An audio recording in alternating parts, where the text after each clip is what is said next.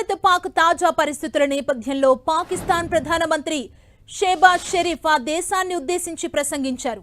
భారత్తో తాము యుద్ధాన్ని కోరుకోవట్లేదని, చర్చలు జరపాలని కోరుకుంటున్నామని చెప్పారు.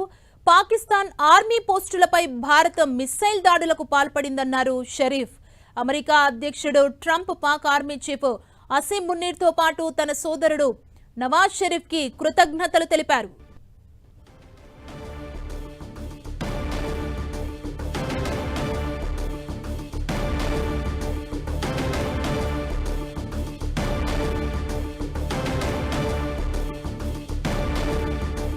పాక్ ఆర్మీ పోస్టులపై భారత్ మిస్సైళ్ల దాడులు చేసిందంటూ పాక్ పీఎం వ్యాఖ్యానించడం జరిగింది.